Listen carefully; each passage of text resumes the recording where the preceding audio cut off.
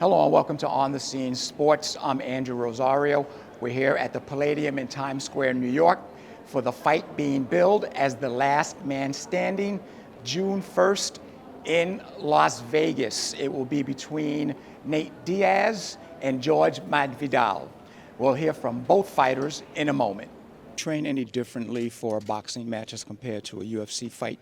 Oh, way different. The whole thing is like a 180-degree turn, you know. MMA, if I did it, boxing, just broken down into boxing was like maybe once every 2 weeks or once a week, whereas in every day I box, every day I hit the bags, every day I do pads. In MMA, we got a lot of ground to cover. You got to work your jiu-jitsu, offense and defense. You got to work your wrestling, offense and defense. You got to get weight training sessions in there because you're using your muscles to gain leverage over individuals. You got to still be able to run. You still got to be able to strike, so you got to do your kicks, your knees, your elbows. So the boxing takes a back seat to a lot of that. I still do it every day. I throw hands, but it's not like when I'm boxing now that I'm boxing twice a day and just running. Tell me about your training from a boxing standpoint as compared to the UFC standpoint.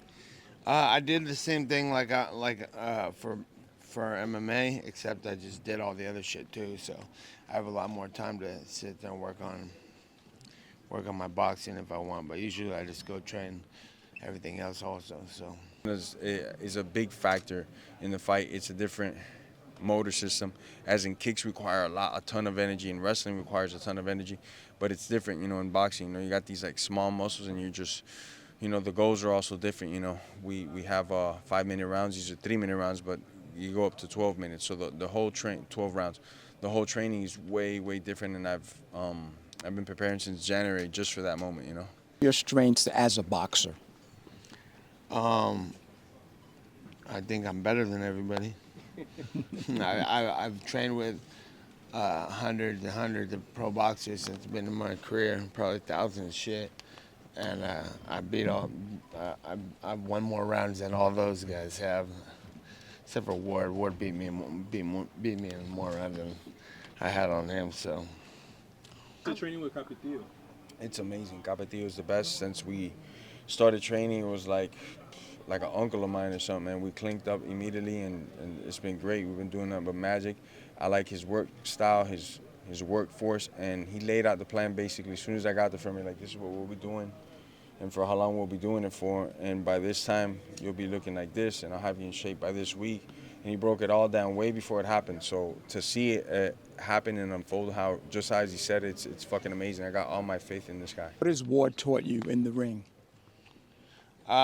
We didn't talk much about training or anything like that. We just trained, so the experience was great, and seeing him talk and do other stuff is great. So he's definitely helped a lot. In the UFC, fighting those guys when he goes back. Who's talking about it? Nate is. Oh, yeah, Nate. Nate talks a lot of crazy shit. I mean, Leon's the current champion of the world. He give 3 fucks less, I'm sure, about Nate, and I don't know who else he's talking about, but I don't give a fuck. I hope he's talking about other people and distracted and not thinking about me, so I sleep his ass even quicker. Why are you? The night of the fight, in order to come away with your hands raised, what would that be? Just train, prep good, and get it done like I'm supposed to. Congratulations. Good luck. Thank you. Are you second billing on this to Nate? Because it should say Nate, the Diva Diaz, He said that if the poster wasn't like this, he wouldn't fight. I'm not fighting. If it's in New York, I'm not fighting. If the fight's in Miami, I'm not fighting. If the fight's in Texas, I'm not fighting.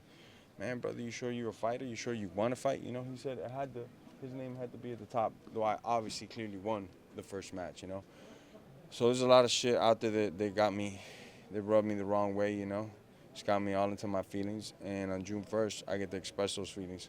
When both fighters enter the ring June 1st, it will be the first time that 2 UFC fighters will be in the ring with boxing gloves. Now again, in 2019, they fought and it ended in a TKO, with the winner being York MasVidal. Diaz is looking to get revenge. For On the Scene Sports, I'm Andrew Rosario.